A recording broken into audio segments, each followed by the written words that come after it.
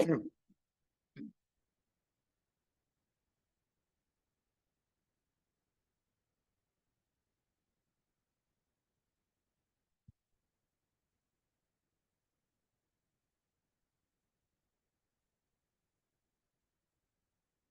very good afternoon to all of you.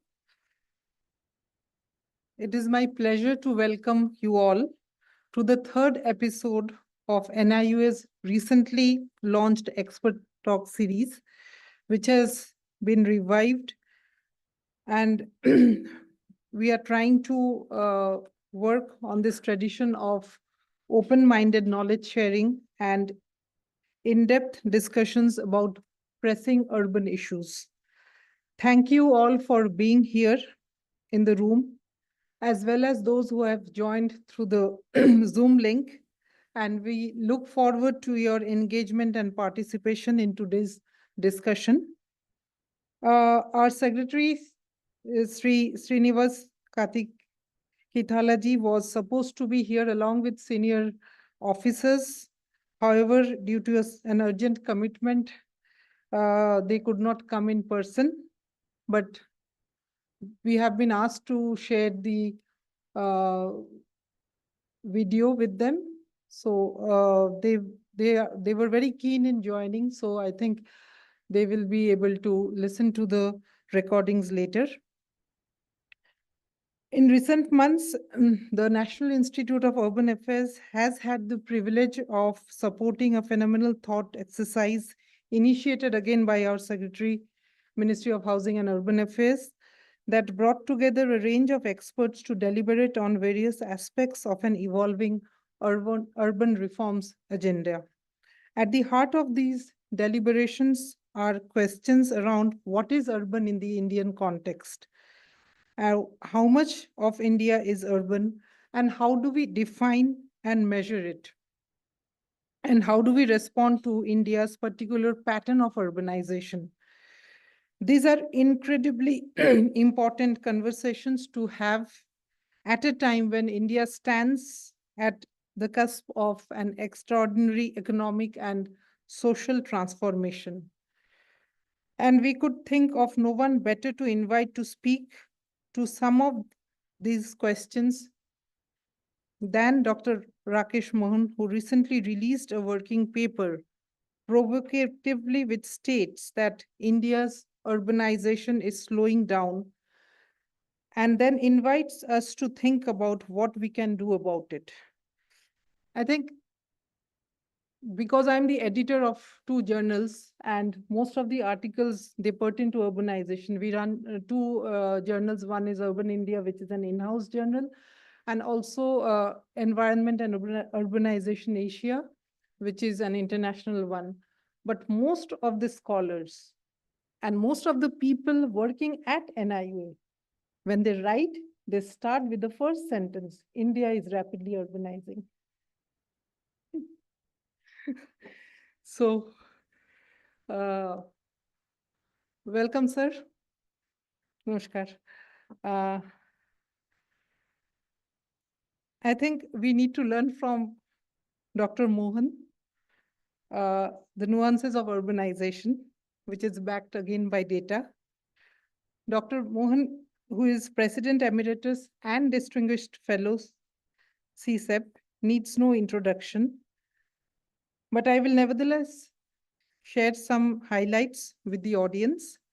Dr. Mohan is member of the Prime Minister's Economic Advisory Council and on the World Bank President's Economic Advisory Panel. He was closely associated with the Indian economic reforms process from the late 1980s onwards and served as Deputy Governor of the Reserve Bank of India from 2002 to 2004 and from 2005 to 2009.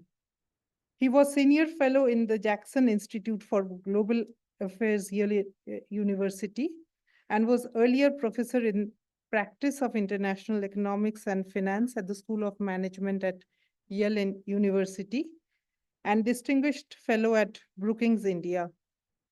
Dr. Mohan holds a BSc ACGI in Electrical Engineering from Imperial College, University of London, a BA from Yale University, and an MA and PhD in economics from Princeton University. He has authored 3 books on urban economics and urban development and 2 on monetary policies. I would now like to invite Dr. Mohan to deliver his talk and also to enlighten us on how India is urbanizing and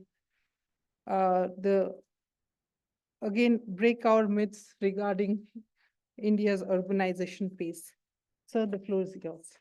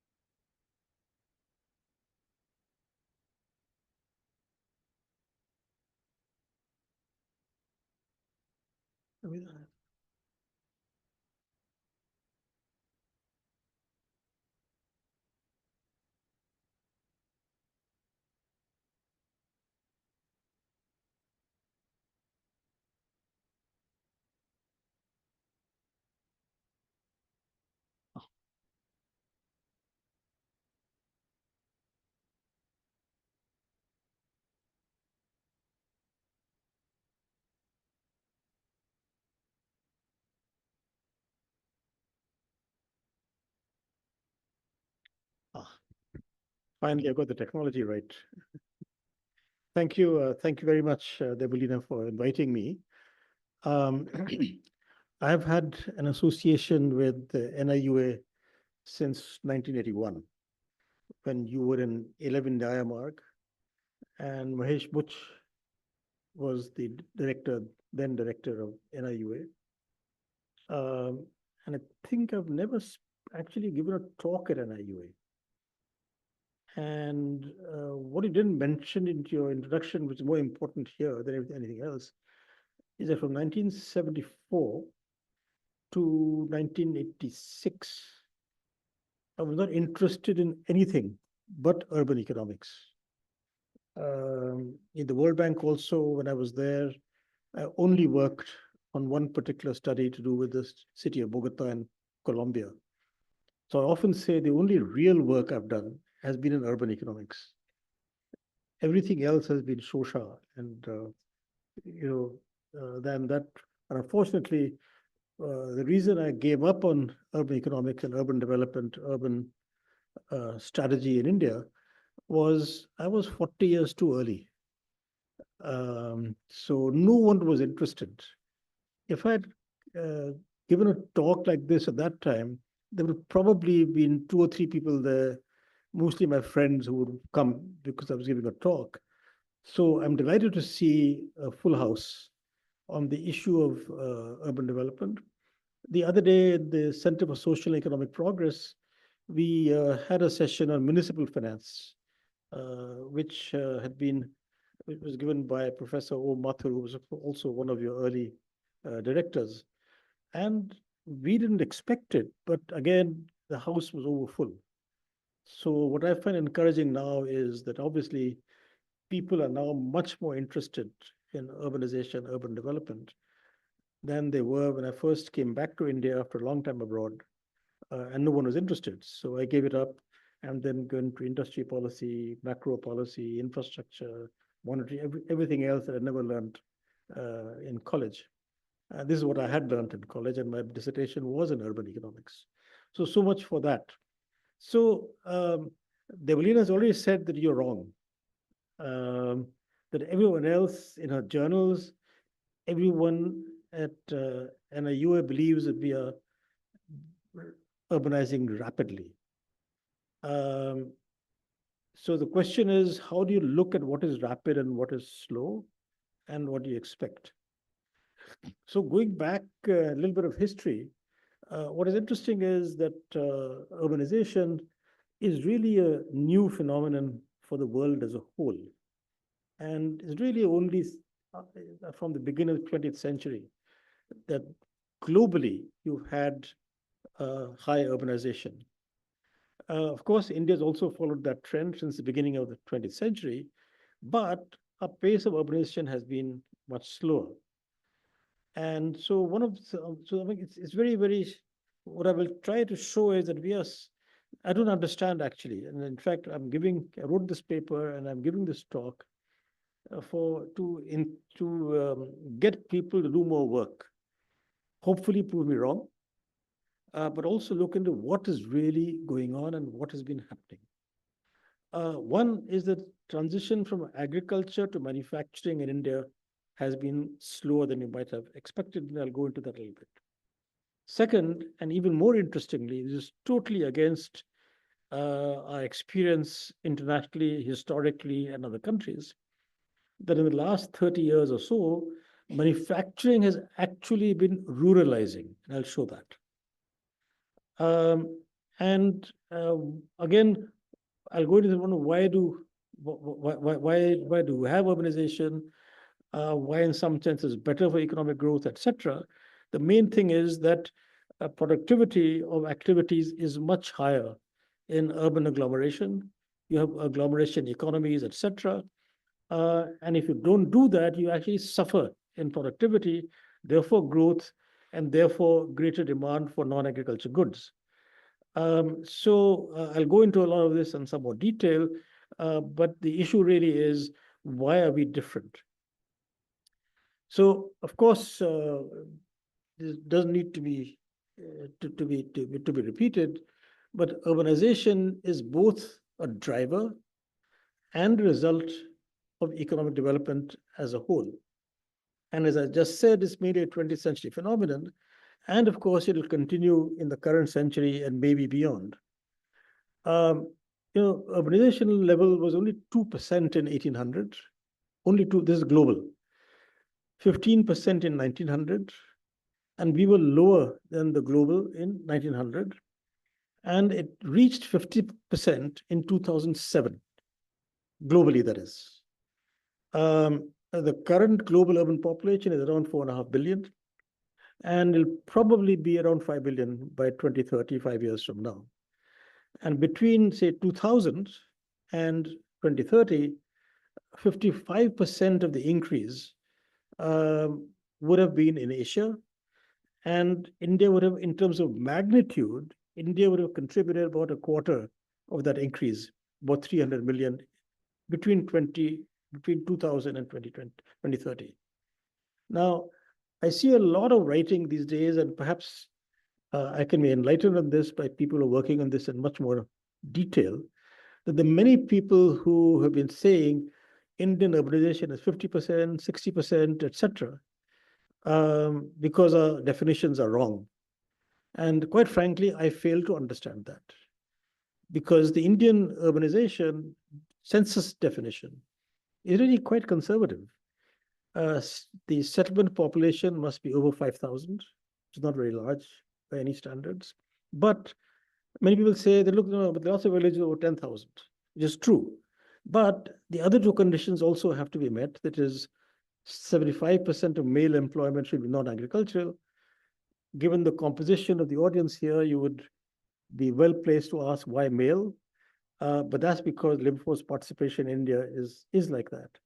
But this should probably change in the coming years in the census definition. Why should it be only male employment to be non-agricultural? And of course, it be minimum population density of 400 per square kilometer. So the point is that between censuses, any settlements which change their characteristics to meet this definition do get classified as urban. I see someone shaking his head. Can you say, is that not correct? Yeah, you were shaking your head, yes. Oh, okay. Because I'm quite happy to be corrected because I've not worked in this area for a long time. What I'm saying is that this definition is a relatively conservative definition. And any settlement which meets these characteristics between censuses does get reclassified. In addition, of course, there are many towns that have been administratively classified as statutory towns, which may not meet this definition. Okay. Similarly, there are many census towns which would not be statutory towns. But I'm not able to understand the arguments given by those who say that the definitions are wrong, that actually urbanization is much higher than what the censuses say. Of course, we are handicapped because we don't have a 2021 census, and we can only go by projections since 2011. People talk about the new data you get from lights and so on, and say, look, there are many more lights, much higher density of lights and so on. I've not looked into that, but it might just be that because almost all villages are now electrified. So you'll see more. So I hope you're seeing more lights. There ought to be light in people who live in rural areas, but that doesn't make them urban. So those who say that, look, the census definition is wrong, we are much more urbanized than the censuses say and the projections, they've got to show how their definitions meet this relatively conservative definition. So what I'm showing here is the red line is just the urban population line, which is on the right-hand axis. Of course, I can only go up to 2011. The red line is the red line is the total urban population with the right axis, and the gray line is the number of urban agglomeration and towns. So one of the things that you see here is that obviously you see a relatively smooth increase in the number of in the urban population. You do find a more jagged line in the number of urban agglomerations and towns, and that is because of what happens with the statutory towns. So there was a large increase in the last census. And of course, the other chart just shows the rural-urban proportions. So what is interesting is that we are still a low middle-income country. In the next few years, we should ascend to the upper middle-income countries. But the average for lower middle-income countries is 40% urbanization level. For low-income countries, 34%. And so we are much nearer urbanization level of 34%, which is again somewhat surprising. And again, it's sort of, since that is the case, that's what you find is the urbanization has been slowing down. So it is lower than expected for a low middle income country. And of course, there are huge variations across states. So particularly the eastern states, Bihar, Assam, Odisha, etc., are very low levels of urbanization. And you say Bihar 11%. That's lower what the world was 200 years ago. I'm sorry, 100 in 1900. So there's a huge variation. Of course, we have the more developed states in the south and the west, which do have much higher urbanization levels. The average for sub-Saharan Africa is 43% now. So the other thing is that we have, whenever we've been doing projections, they have been consistently overestimated. So I looked into all the 5-year plans since 1980. 1980, because that's when I entered the Planning Commission, when the 6th plan was being done. Came back at that time from the World Bank to actually, I was working exclusively on urban development in the Planning Commission at that time. And what you can see is that the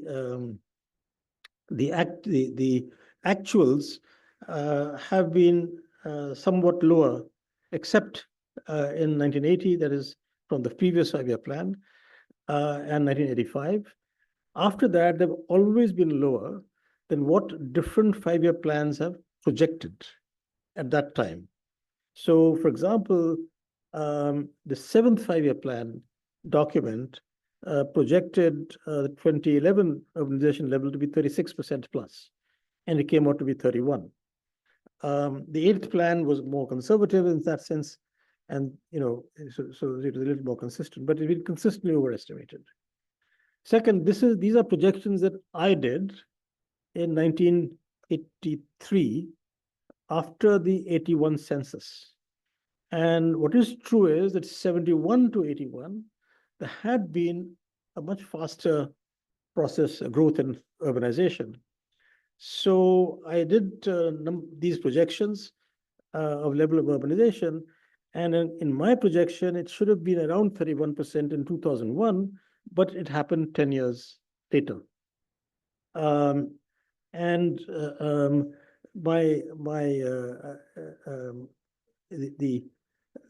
projections are done for total population were actually almost on the dot all through the projection time. But the urban projection was much lower. So in some sense, I had some confidence in doing good projections because my projection for total population was just about what it actually came out to be in the different censuses. So again, this is just to show that our expectations for urban growth have generally been much higher than expected. And then even in the projections, I had thought that the growth rate would slow down, as you can see in the bottom panel. So in that sense, the slowing down is not that unexpected, but it slowed down for more than I had expected. Among the reasons or among the characteristics of slow urbanization has been something very interesting, that net rural-urban migration between censuses from 61 onwards, so that is now almost 80 years, has never, of course, we don't know the 2021 census, has been, these are very there's some constancies in India in data are very interesting, or phenomenon, I should say, that for the whole period from early 1960s, the net rural-urban migration to towns has only accounted for 20% of the increase in urban population. The rest of it is from natural increase. And as you can see, the natural increase is coming down because birth rates are coming down. Also reclassification, that is reclassification in the sense of the extension of boundaries of existing towns and cities, and of course, reclassification of rural to urban. But the net migration has been sort of rock solid at around 20%. And that, again, surprising. People have this general view that the huge rush of people coming from rural to urban areas in India. And this is just not correct. That's net. Of course, there's huge, gross migration will be much higher, but of course, there's backwards and forwards. There's backwards and forwards in some, to a great extent, on a daily basis, because people can't find places to live or afford them in urban areas. So the commute from rural to urban on a daily basis, some people do on a weekly basis, some on a monthly basis, some on a yearly basis, and all this movement takes place. But the net is only about 20% across the decades. So now the question of why is Indian urban slow? Traditionally, all of us who have studied development economics, we always associated development with movement from agriculture to manufacturing. As it happens, my own PhD dissertation is done in the mid-1970s. I had then paused, the whole dissertation was about that it was not just from agriculture to industry, but agriculture to industry and services. And now people talk much more about services, but my PhD dissertation 50 years ago, just under 50 years ago, was indeed to say that we've got to look at industry and services, not just industry, and it happens to both at the same time. what is, but at the same time, it's difficult to find any country that has developed fast, whose share of manufacturing hasn't gone up very consistently and relatively rapidly. What is anomalous about India is, what is not anomalous is the share of agriculture and allied activities coming down consistently to less than 15% now in GDP. Okay. Employment is around 45%. So 15% of GDP is supporting about 45% people in terms of employment. But the industrial share has not been going up. It went up pretty rapidly after independence, 50s, 60s, 70s, 80s, and since the 90s to some extent. But particularly in this century, it's been relatively constant, going up and down a bit, but relatively low. And this is also surprising to me because I was heavily involved in the 1991 economic reforms. I wrote the industrial policy of 1991, and the whole accent and the whole focus of the reforms was in industry. And see what we did. Industry hasn't grown. The GDP growth went up fast. It has indeed been much higher. But when you say the industry share hasn't gone up, the industry has been growing about the same as GDP growth. And of course, service sector growth has been higher. But this is very, very puzzling in terms of what has happened internationally. But it's partly, so what I'm sort of giving some emphasis on is that the slow growth in manufacturing, and particularly labor-intensive manufacturing, has been among the reasons for slow urbanization. That's what I'm sort of positing. And as you can see, the tertiary sector share, urban, had been growing since the mid-80s. Secondary sector share is constant in urban areas. It's very interesting. Secondary sector share has been growing in rural areas. But what is more surprising here is secondary sector share is remaining relatively constant in within urban areas. While of course tertiary obviously has been going up.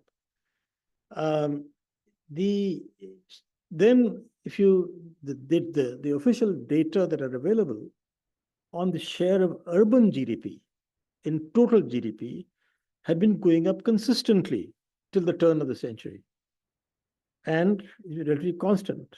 My colleague Shishir Gupta is here.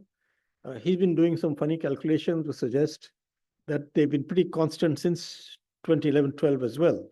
Right, Shishir? It's about just marginally up for the last 15 years also. So to my mind, this is really the biggest puzzle. Okay. Why should the share of urban GDP, so this is not just manufacturing, share of urban GDP stagnating? This just doesn't happen in countries that are developing at this stage. As I said, faster urbanization is usually associated with manufacturing growth, certainly in almost all of East Asia, very fast. And that's why there's also then much more net rural-urban migration. And also, particularly from Asia, it has been associated with high growth in manufactured exports, particularly labor-intensive exports. And so whereas our urbanization was not that different from China in, say, around 1980, they're 65% now, roughly, and we are at 35% or so. And most surprising is the share of manufacturing actually falling in GDP. Now, as I said before, that our pattern has been very atypical, and especially in the last 20 years or so, 25 years or so, with industry actually ruralizing. Second is, as I've mentioned, that Indian manufacturing has not been labor intensive and is much more capital intensive. Also, many of our exports if you look at the growth in our exports in the last 15, 20 years, there's been higher growth in higher level of manufacturing and lower in labor-intensive manufacturing, which is essentially clothing, other textiles, shoes, footwear, furniture, basically almost everything that you consume, everything that you see in this room, for example. One of the reasons one of the very interesting things that has happened is that because of our perception that labor intensity is much higher in small scale enterprises, therefore we reserved 836 items by 1991 for only small scale production. And most consumer goods were reserved for small scale production. Anything that you care to think about, actually, whether it's crockery, whether it's cutlery, whatever you have at home, furniture, clothing, shoes, cosmetics, 836 items. I can't remember all the 836. And that is one failure we had in 91 reforms, that because of political issues, we were not able to de-reserve the small-scale industry reservation in the 91 reforms. And it finally only took place around fully. Then it started in 2000s, finally only took place around 2010 or thereabouts. Now, what is interesting is most of the competitive manufactured exports that developing countries first did and succeeded, particularly from Asia, were exactly those things that reserved small-scale industries. And there's no way they could compete because you don't have high technology, you don't have competitiveness, etc. You don't have high productivity in small-scale enterprises. The other irony was, which was strange from a political point of view, that whereas we did not de-reserve the small-scale industries till around 2010s, we did liberalize the trade.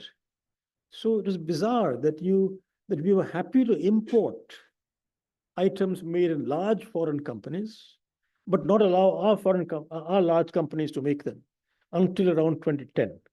I could never understand that politically. I was the government most of that time, but I couldn't understand that. I argued a lot, but it was only. So that's going little besides the point. But to my mind, that's been among the key things why Indian manufacturing has not grown as fast as it should have. And maybe there's still, because we were not doing it, the whole way this industry has got structured, they're still not doing it. And here's what the most surprising thing is, that as you see, that till the early 1990s, that the share of urban manufacturing, which is the red line above, had been going up or remaining in the 70% range. And from the reform time, early 90s, it's been coming down. So far, this is absolutely atypical and totally beyond my understanding. And then if you look at the workers in the organized sector in manufacturing, the urban, the share of urban has been going down. Again, bizarre, actually. Just as showed the Planning Commission's projections for urbanization, they also consistently overestimated the growth in industrialization. So as you can see from this chart, that our share of industry share of GDP has been relatively stagnant since the 1990s, but we kept on thinking it'll be much higher. Okay. And what is also interesting is that if you look at the overall GDP projections in terms of growth by planning commissions ever since the planning commission started till the last planning commission, that our achievement in terms of GDP growth, in terms of what was planned, have not been bad at all. And yet the industrial growth projections were not good, nor of course was the urbanization connected with that. But when I did this chart, when I looked at these data, I was quite surprised myself, because the general view is planning was terrible. Planning failed. Terrific, we've ditched it. But if you see the performance right since from when Planning Commission was started, it's actually been not bad at all. And even the red line is the actuals, the red line even being above the projections planned for a number of years. So I already talked about this, so I won't repeat it.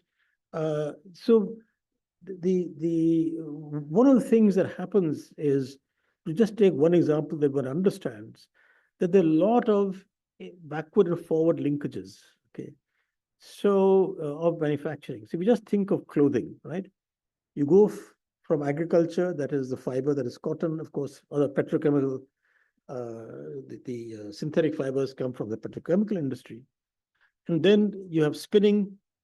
From the spinning, you have weaving. From weaving, then you have the manufacture of garments.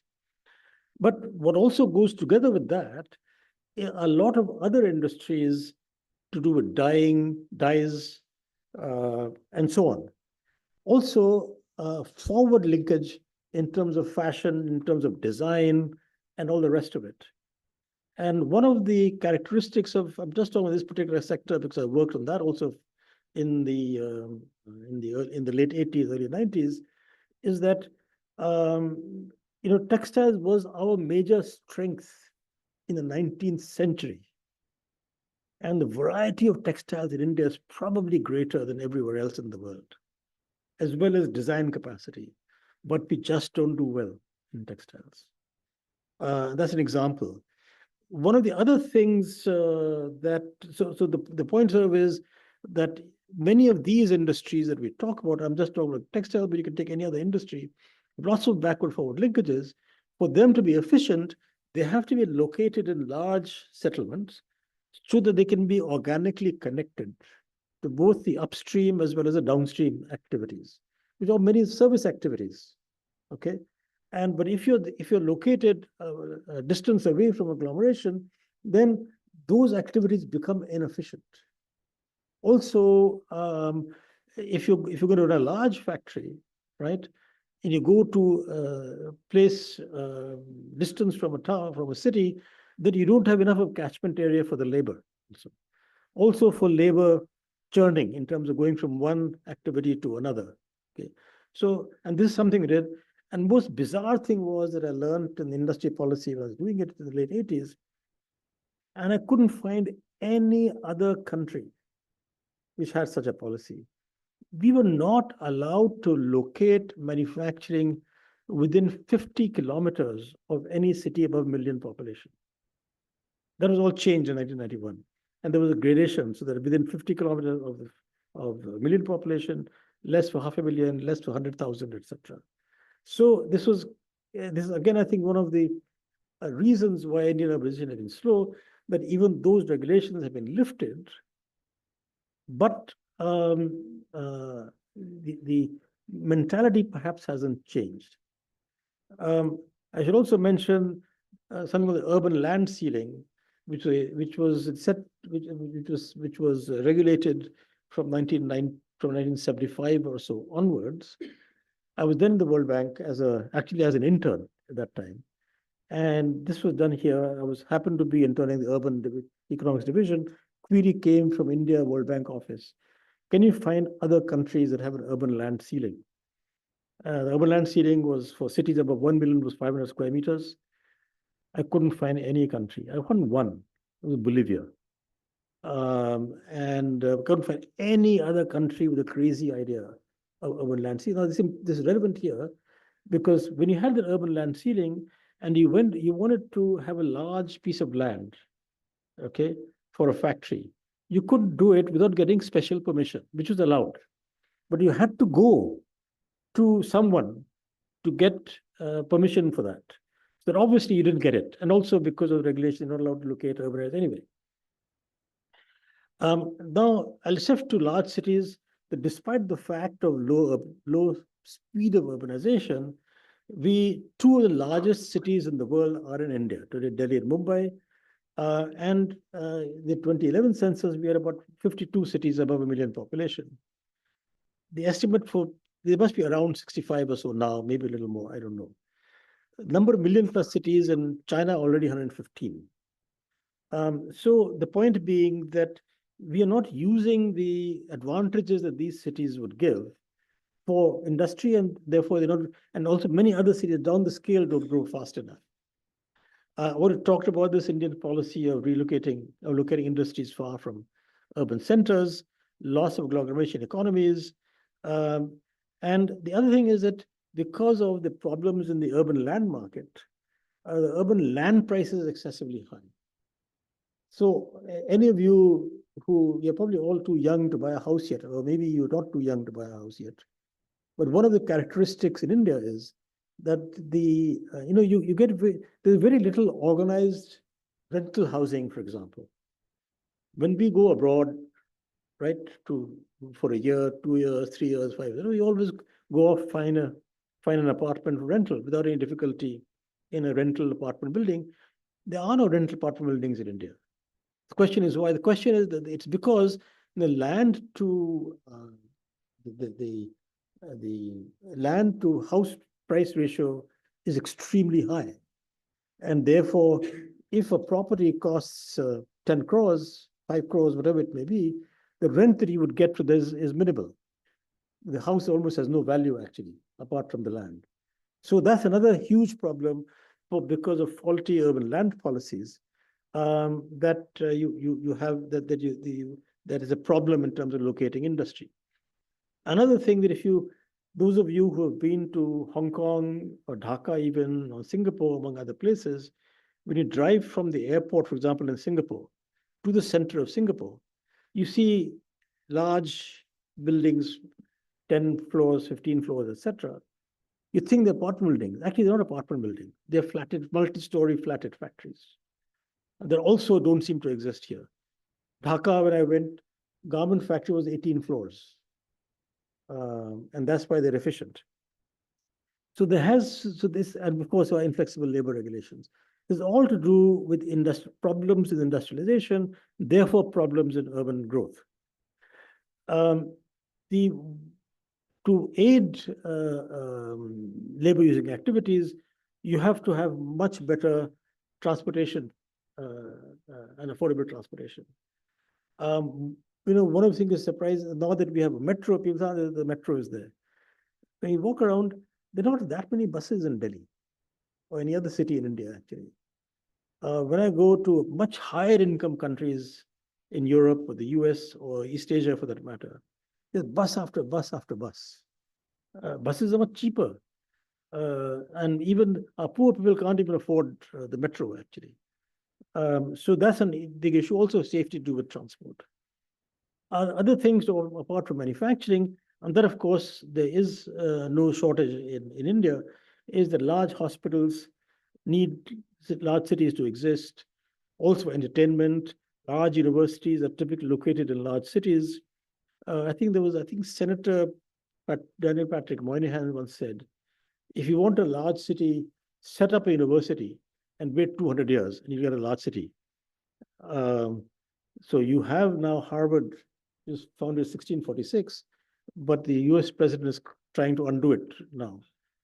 But it has taken Harvard more than 300 years to be where it is and to have the huge agglomeration around it, Harvard, MIT, Boston University, it's a huge center. And what is interesting is that among the Indian cities that have succeeded, that is among Pune, Ahmedabad, Chennai, Bangalore, Chandigarh, Delhi, Mumbai, and so on, that a lot of them have been characterized by the location of large educational institutions, large hospitals, also a lot of public sector manufacturing companies earlier, and so on. So that's another kind of large cities that we have. Now, it's also important that despite the slow urbanization, our large cities, even though they have not been growing that fast, okay, they've not been growing that fast, but they're becoming larger and larger, obviously. So it is projected that we will have 6 of the 30 largest cities in the world by 2030, 35 or thereabouts. And I'm putting this up because it suggests you have to really think much more of governance of large cities. As of now, prospects of urbanization, we'll get to about 50% by 2050 or thereabouts, assuming all the assumptions, etc., are correct in terms of what constitutes urban. Now, a big problem that we have in all urban governance, and again, this has to do with slow urbanization in both small towns, medium towns, large cities, etc., is that our governance is really weak. And of course, infrastructure is very weak. Our urban municipal governments are extremely weak. The mayors are largely ceremonial, and these decision-making for cities still rests mostly with the state governments. And in terms of a municipal corporation, the real power lies with the municipal commissioner, who is again a state-appointed functionary. Could be IAS, could be the provincial civil service, etc. And they're birds of passage. They have no real commitment. I'm not questioning their professional commitment, okay? But they have no commitment to the city. They're just posted there, right? Whereas mayors are from those cities.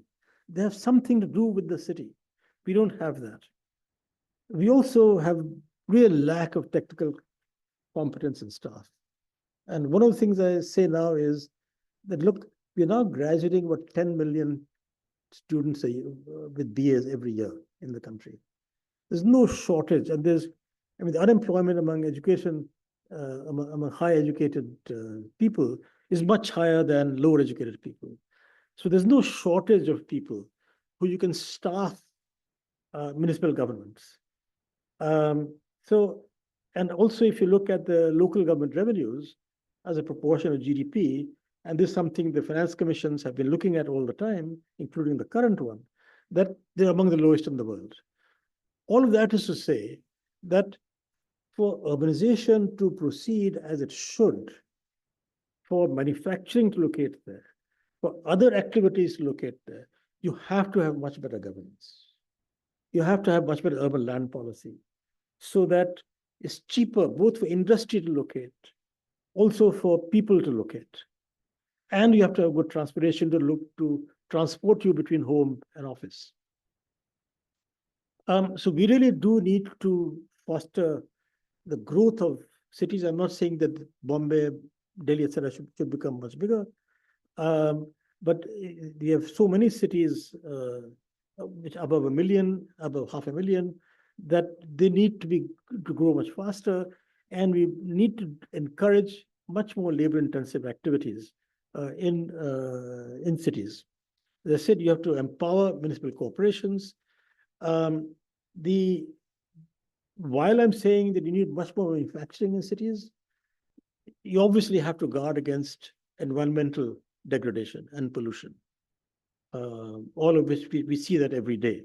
And so you've got that while you do that, you need to make sure that what you're locating is not polluting. And as I said, you need to first start concentrating on second-tier cities, and then third-tier cities, all actually very large now. Why large cities? Because they're more productive and more agglomeration. Cities, the activities that locate there will be much more productive, and therefore they'll bring up income much more, higher income, more demand for goods, therefore more manufacturing, etc., more trade, more shops, more hotels, everything else. Now, one thing that one can speculate about the future, and I don't know the answer to this, that which we partly saw because of COVID, that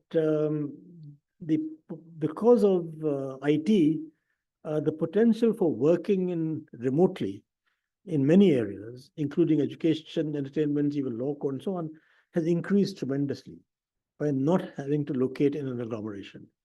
I don't know how that is going to peter out in the future. However, all people actually of our income levels were talking about remote work at home. But how were you able to do remote work at home? Because there was a whole army of people supplying you with things physically. We never thought about them. Food delivery was incredible, actually. Of course, there had to be lots of warehousing, for other goods. So yes, it's true that for a certain class of people, you could do much more remote work. But for that to happen, you had to have much more efficient logistics, which no doubt improved because of COVID. So I'm not quite sure how this will pan out from the point of view of urbanization in the future. So that's something that to be seen. So I could go on this because obviously is a topic that has interested me for a longish time, and I've come back to it after a very long period. But I hope that you get some sense of why the data clearly show urbanization is slowing down. Why it's been slowing down, I'm not 100% sure, but I've shown you what I think has slowed down urbanization. Thank you very much.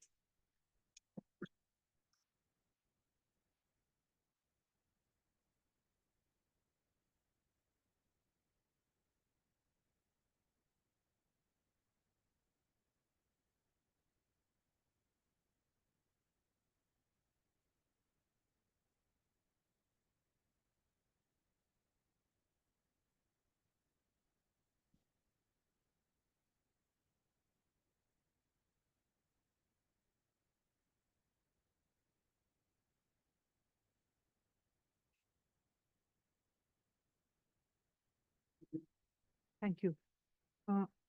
Thank you, sir, for that thought-provoking talk.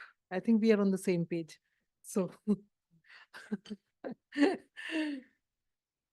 uh, before I pass on the mic to the audience, I had two questions for you. First, if we were to redefine urban, because we are getting this request from the from the Registrar General's office, do we need to revisit the definition of urban? And if so, what would you propose? And the second question is, with so much of uh, mm, automation happening, right? And also, as you indicated, capital intensive industrialization, and also now AI taking over so much of urban business. How do you see urbanization to happen in future years? On the definition issue, I think I've indicated that I think there's nothing wrong with the definition. And there's a certain value to keeping a definition the same so that you can actually make intertemporal comparisons. What I would like to know from the people asking this question is the reason for thinking that there's something wrong with the definition. Then maybe one can think of an answer. But as I say that I don't see what is the problem with the definition.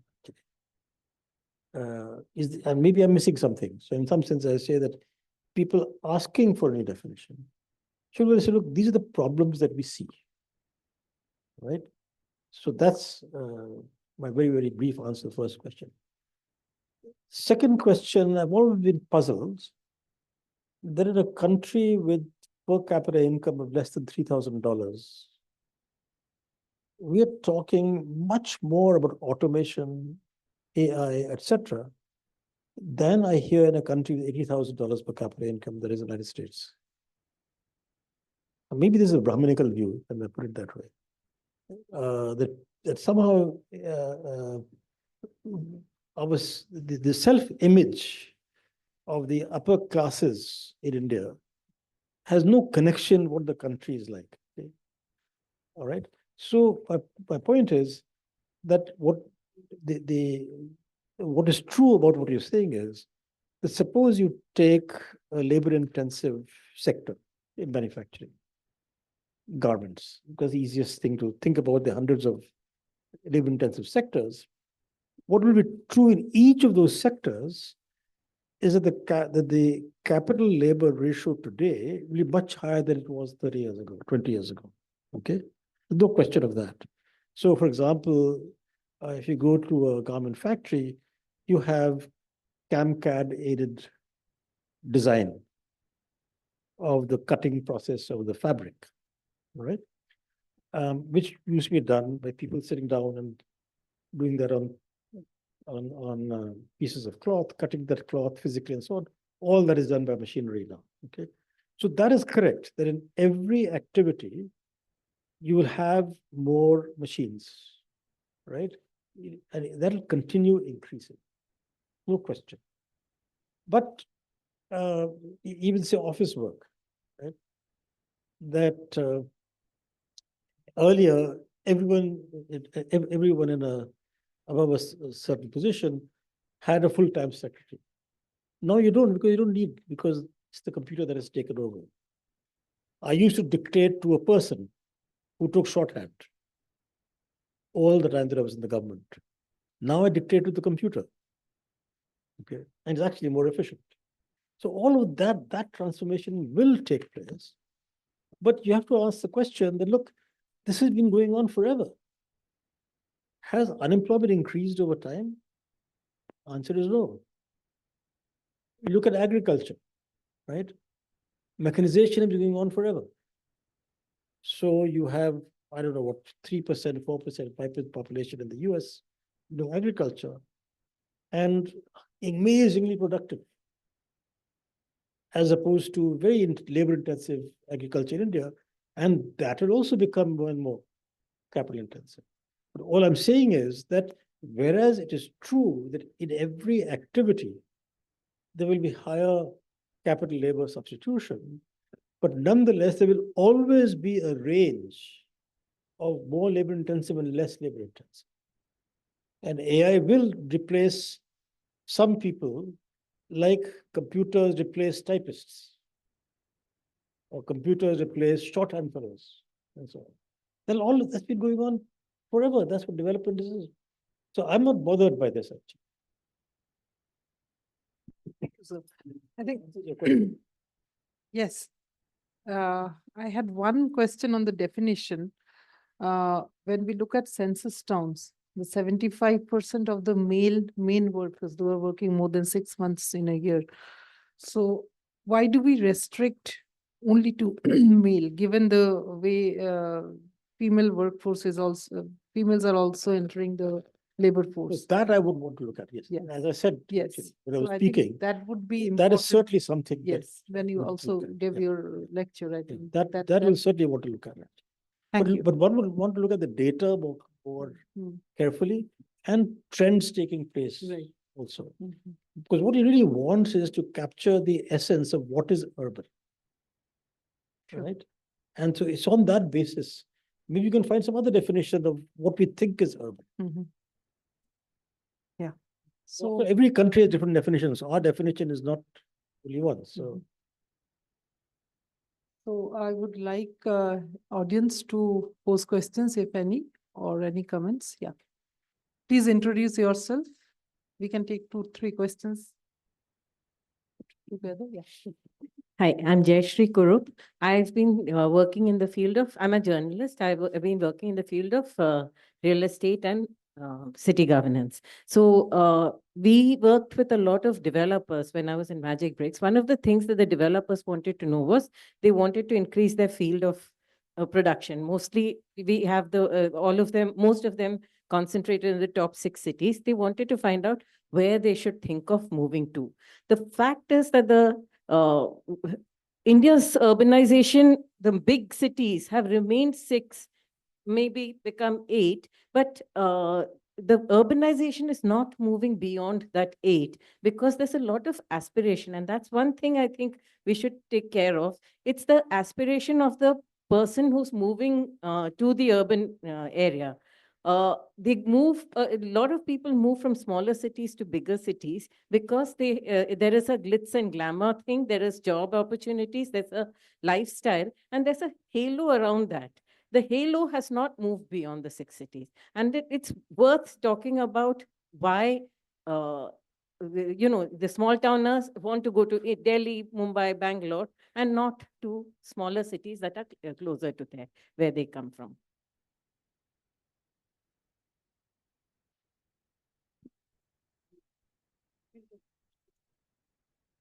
Hi, my name is Sudeshna Chatterjee. I'm with WRI India. Actually, I wanted to I have an observation on the first question that you asked around the issue of definition, and you said if anybody has another view.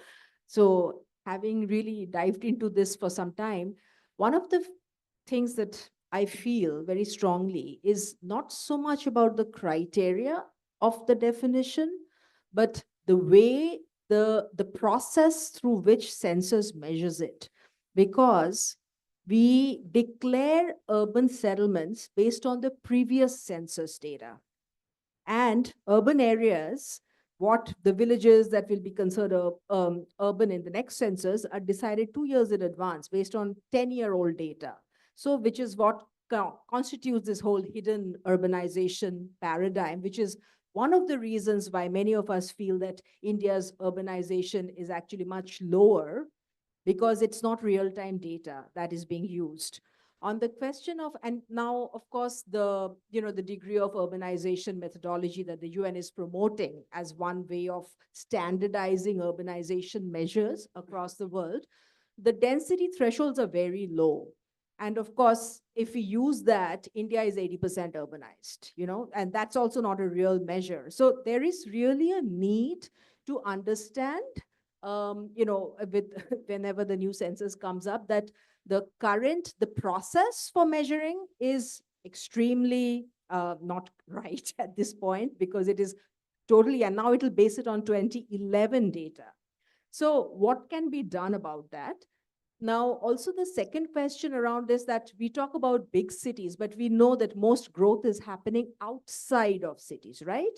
So again, the urbanization definitions or the way we measure urban does not have any ways or methods for measuring peri-urban growth, which is also a very big missed segment, because our peri-urban areas are very dense, right? And so the question that I would like to ask you is, what are your thoughts about city regions which are perhaps growing much faster outside of the big cities than the cities themselves? So should there be different kinds of policy focus, as well as, once we have figured out how to even capture the growth outside of cities, for really understanding this urbanization, which is unaccounted for, unprovided for, that's happening outside of cities? What should be the policy focus for that? Thanks. More question? Good afternoon. Thank you so much, Dr. Mohan. My name is Parul Sharma, and I'm an urban practitioner for the past 15 years. I've worked in climate resilient development, and I'm also starting a startup on urban mobility. My question is, there's one comment and there's one question, if you'll allow me. Knowing what we know about the issues in urban governance and the roadblocks that we see, I think most of us practitioners have experienced this, and we know that these are the problems, that lack of autonomy of the city level sort of corporations and commissions. What, in your opinion, is the way forward, right? Because this is a huge, huge issue. What is stopping us from having almost autonomous departments of city planning, like we see in the West and in more developed countries, which is sort of like a opportunity to really streamline urban development with rapid city-based development, right? And the second thing, as a comment, I will say is that granted that the census, we're very dependent on census data to understand urbanization, but what is preventing us from being innovative? Like you mentioned, there are so many definitions, there are so many techniques to track urbanization, or at least attempt to have a smart guesstimation about this. What is stopping us from trial and error till the point that we get these official data points, and then we can at least refine these with the technology that we have at our disposal? There are so many opportunities, so why aren't we using them? We're already pretty advanced in the world, if we see. Why aren't we learning from these kind of opportunities? Your thoughts on that, please. Do you have any further questions? Let me take these three at the Okay, fine. First, on the first question, what is beyond large cities? Let me first give you a lighthearted answer. When was that movie Bunty or Bubbly? Or 20 years ago now? I think that's your answer. That things are happening outside cities. What fascinated me most about Bunty or Bubbly was, you see, all Bollywood movies, it's always someone going to the big city, usually Mumbai, of course, and then having a big struggle, either the man marrying a rich man's daughter or a woman marrying a rich man's son, and so on. And then they never leave Bombay. What was remarkable about Bunty or Bubbly was that these two went on a rampage through small towns. And everywhere they found uh, consumer durables, basically white goods and so on, to do their looting for. And then they reach Bombay and they reject Bombay because life was much better in the smaller towns and cities for their job, that is to steal. Okay. But my point there is that to me, that is 20 years ago. Many things have passed since then, right? That so much is going on in smaller towns, smaller cities, unrecognizable from what they were 30 years ago, 20 years ago, etc. So I don't agree with your view that nothing much is happening beyond the 8 largest cities. That there could be, that those cities could do much better. Those cities could have much better facilities. Those cities could have much better infrastructure, etc. Absolutely right. But I think that the way the smaller cities have grown is amazing. Another index of that is, I'm told by people in the government that IAS people are not willing to shift to Delhi anymore from state capitals. It used to be that everyone wanted to be here because state capitals are much more comfortable to live now. You can get everything there, schooling, education, health, um, um, shopping, everything actually, and they're much nicer. So I don't agree with you at all on your assumption that nothing much is happening beyond the 8 largest cities. That even more should happen. Yes, I agree with you. On the census definition, Sudeshna, if it was what you're saying about how the census goes about, it can't be correct. Because then, if what you said was correct, okay, then the area of a town will never increase. If the 2011 census is based on 2001 census, 2001 and 1991, etc., then the area would never increase. It cannot be the case. Boundaries of census towns increase with every census. If they are constrained by the previous data, and the previous data is constrained by the previous data, the previous data is constrained by the previous, we'll be back in 1881. Okay? So what you say cannot be correct. Yeah, but even identifying new census towns, if they only went by the previous, there would have been census towns the previous one. To find a new census town, they can't be from the previous census. So, how can it be? Because the previous one be from the previous one. Otherwise, they would never have been there. Village is sure, but the village you can see the population and you have the labor force data, which is not just in censuses. That you could improve, I'm sure they could. What the point I'm making is that it should be correct data. And this connected to Parul, what you said, that if there are better methods, right, of capturing the definition that you have to go back and look what is urban, right? It's not totally clear what is urban anywhere. But what do we associate with urban? Non-agriculture. Okay. 2, higher density. Right? 3, size of the agglomeration, size of the settlement. Now, if it is the case that these features are not being captured by the census, and you can capture those features better through any methodology, that's a damn good idea. But that doesn't alter the credibility of the definition. What you're arguing is you can get a definition better by different ones, and that's perfectly valid. right?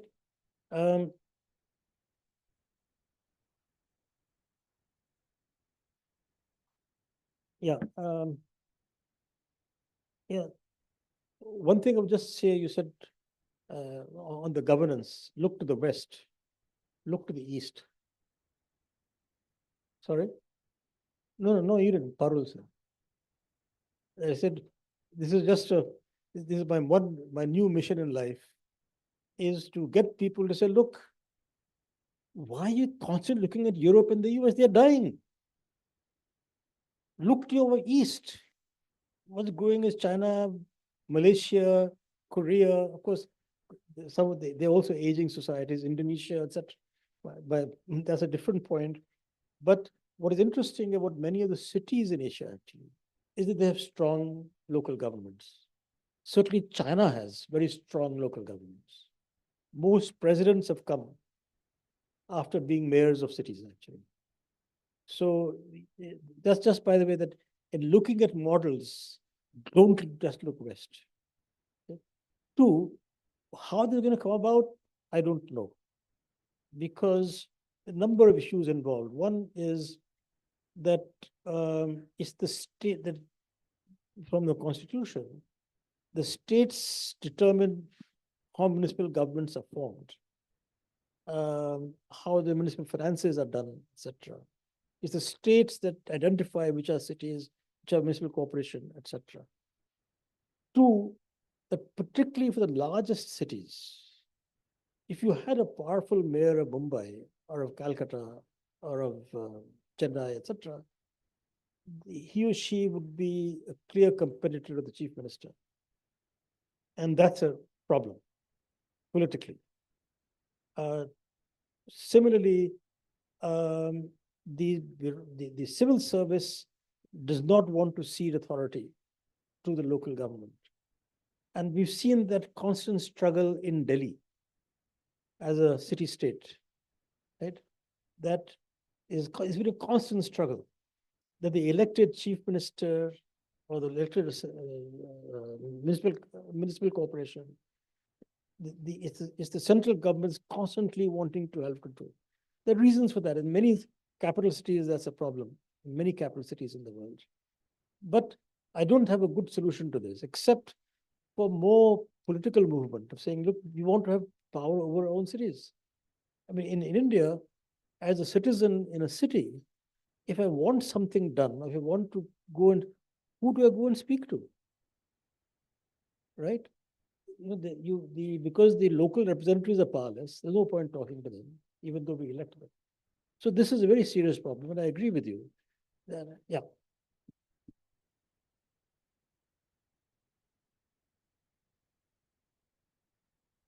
Was directly, I just want to repeat that I agree with you. I think that's why mayors and chief ministers would be at loggerheads.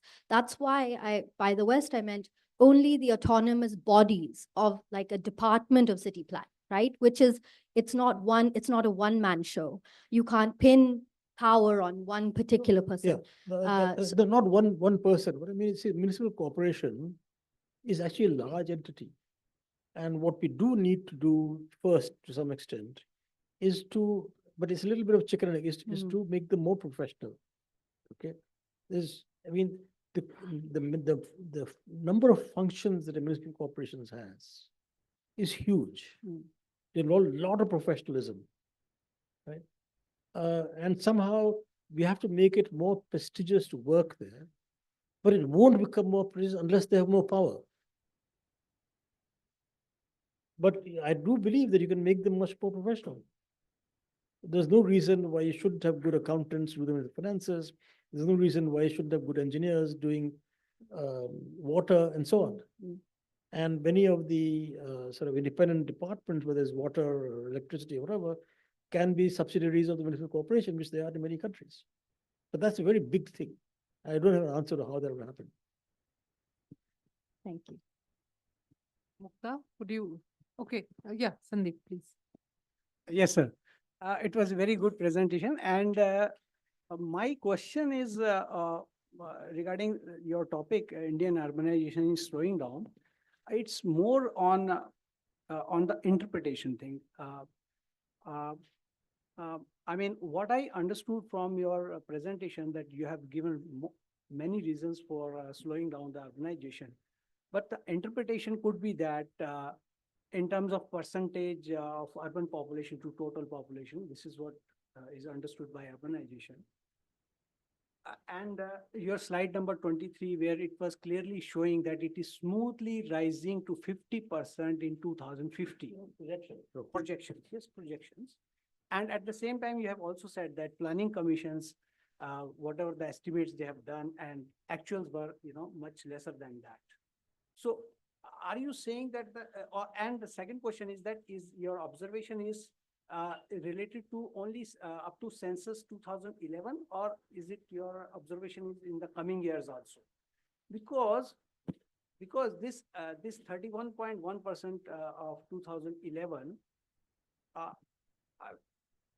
do you want to say that it will not increase to 50% in 2050, or it will be much lesser than that? Or this is my basic question, because interpretation will lead us to the on the wrong way. Thank you. Yeah, so there's one question from Chandrima Mukhopadhyay, and this is about the 2015 World Bank report, which calls India's urbanization messy and hidden, and showed using other methods, including agglomeration index, that it was actually around 50%. So do you have a response? I mean, an explanation or for that? And there's another question from Manoj Kumar Teotia, where he's basically asking you to relate your talk with the uneven GDP across the country and inequality. So how does urbanization relate? And I think that's another paper that CSEP has brought out. But I think he's trying to relate your talk and asking this question about regional inequalities and regional GDP differences.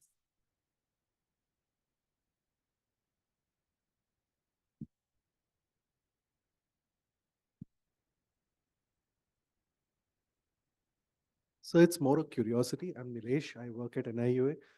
Was just looking at your slides and wondering if the services sector GDP is going up. How do we simultaneously explain urban GDP stagnating? I mean, for an untrained economist like me, I tended to associate most services sector hike in GDP with the fact that much of the services would be urban focused. How do you reconcile these two statements? What's really happening? Just wanted to kind of get a sense of that. Thank you. Mehboob Rahman, I am with NIUA. So this is the extension of the another question, but I have very specific 2 points. One is that, as you mentioned, that with the AI and introduction of computer 30 years or 40 years back, we need people, but we need new skill set probably. And over the last few decades, we have seen that the migration is stagnant. That component is stagnant, around 20%. And that is one of the probably the reason for rejecting the cities, because at least for the to enter in the delivering services, for example, the Blinkit and all those things, you have to have some skill set, at least read the address. Otherwise, city will not absorb your accept. This is the one point. How do we, improve the skill set and to invite people in the city? And second point is the how to boost the labor-intensive manufacturing sector setup or industry in the mid-sized cities. Thank you. Thank you. Thank you for all those questions. The first one, yeah, obviously the data we have is in 2011, but what we have beyond 2011 is more data on the manufacturing share of GDP. So that is not showing any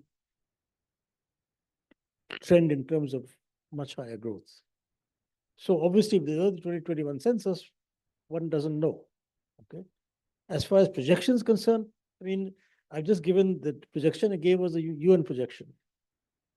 But what I said is that the most previous projections have been higher than what actually happened. That's all that one can say. What will happen in the future, I don't know. But the trends are not encouraging, that's the point. It's right from 2000 onwards. The share of manufacturing in urban areas, the share of urban GDP has been going down. It has been not going up, rather, not going down, sorry. So that's all I can say on that. On the World Bank, I have not seen the report, so I can't answer that question. On the World Bank, to the questioner from the Zoom, I haven't seen that report. I'll have to look at that report now on how they come to a 50% number. On a lighter note, I can say it must be very bad professionals in the World Bank. But I have to see the report before actually commenting. I don't know what criteria they have used. Very good question on the uneven.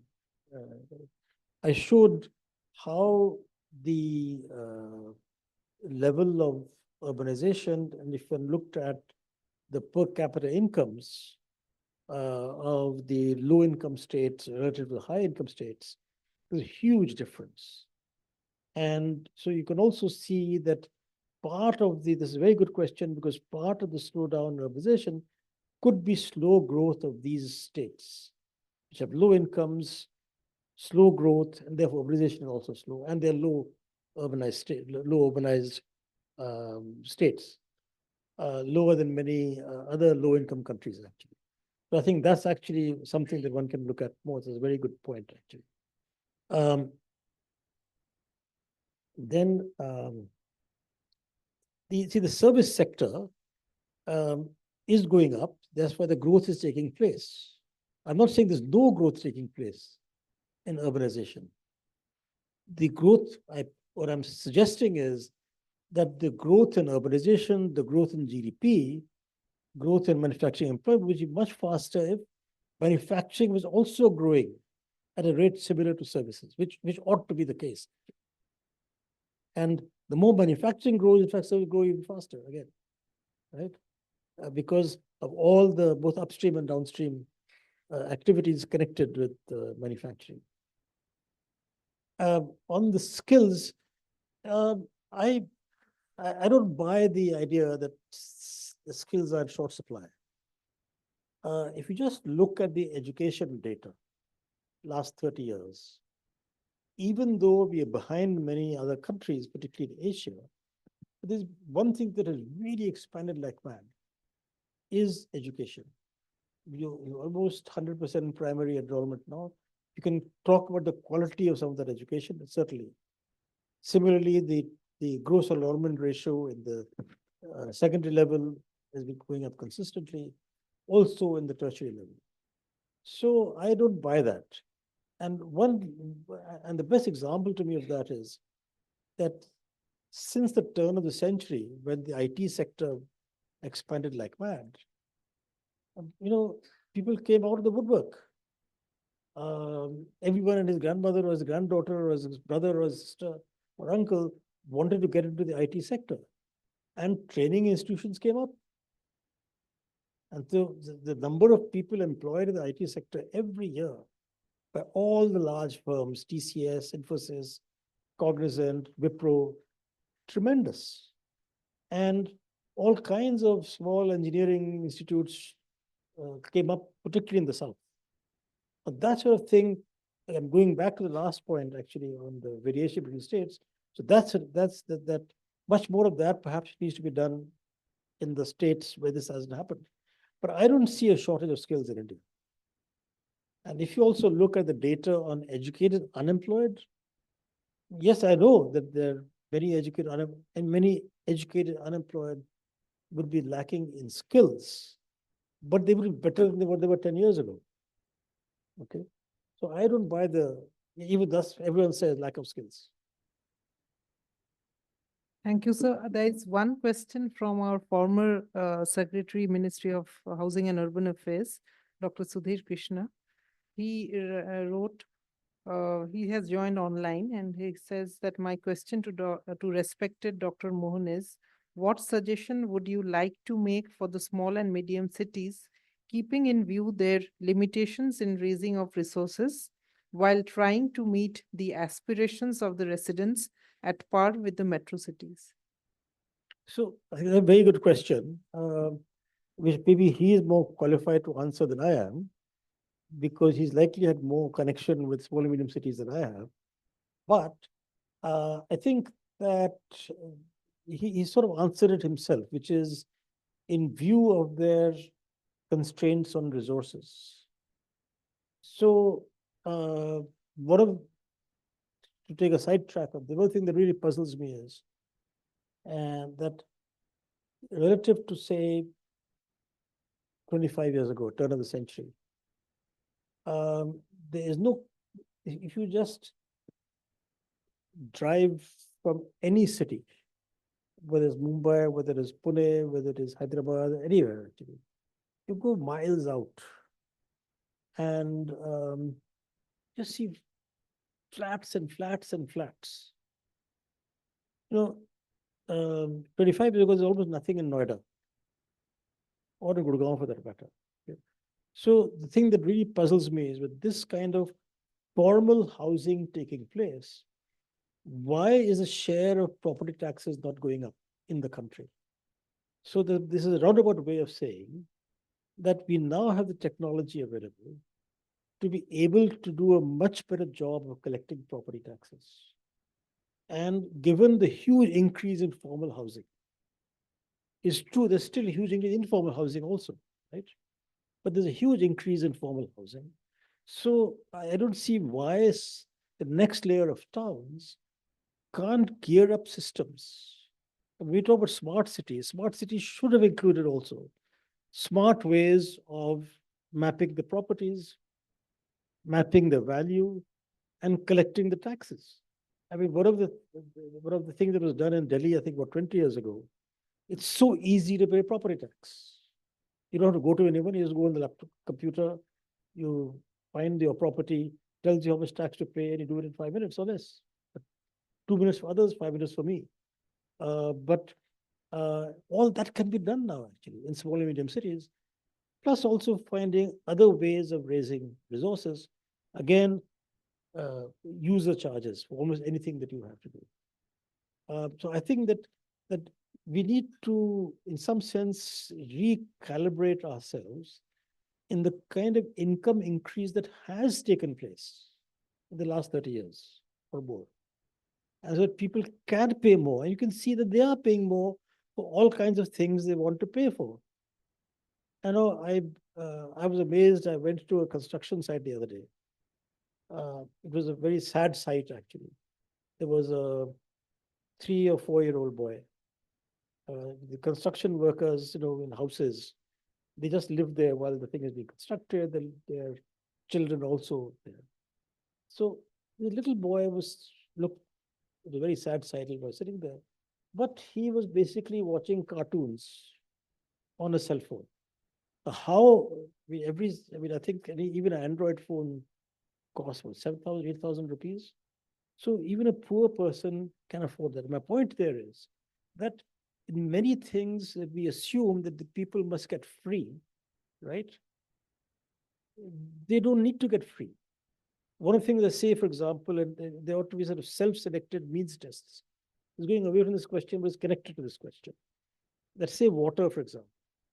That I was often said from the time I was in Planning Commission in charge of urban development, that we ought to have a policy which says that anyone who has a tap in their house should pay economic charge for water plus 10%. Anyone who's willing to stand in line at a public standpoint should get free. There's kind of self-selection for getting a subsidy. You don't have to do a means test. But my point of saying that is that there are many things that are supplied for infrastructure, for people's living, that you can charge for, but there have to be reasonable charges. And as our incomes are going up, you can do much more that you couldn't before. Similarly, as technology has become much easier to do these charges. So I think that we need to think about many of these. Another, for larger cities, not so much for medium cities, you should have much higher parking charges. All of us take it as a right to park our cars or two-wheelers on public property. There's no reason why that should be free.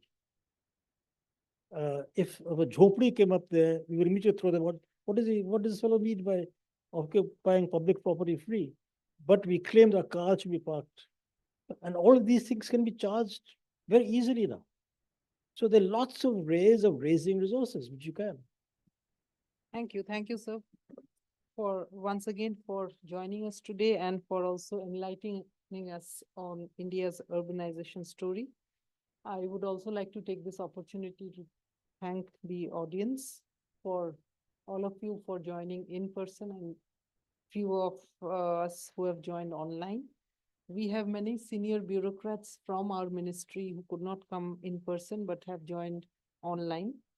And I would also like to take this opportunity to thank the India Habitat Center, the director there, and the entire team for organizing this event, helping us with the logistics.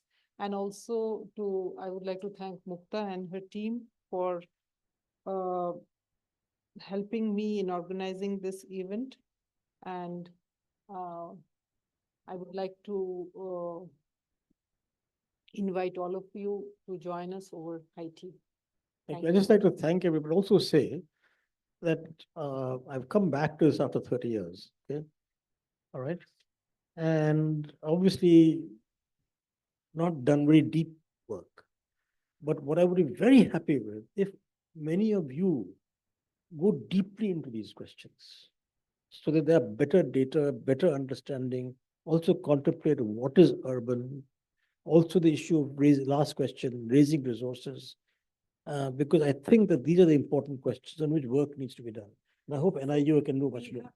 Here, as after the 2011 census results were out, and we got 2,530 new census towns added, he did a very extensive and intensive exercise on looking at the pattern of growth. And we are also trying to do some work on census towns, again looking at the methodology of calculation of GDP at the city level. An interministerial committee has been set up, and Dr. Virmani is chairing that committee. So we are at it, but I think more needs to be done. Thank you, sir. Thank you so much.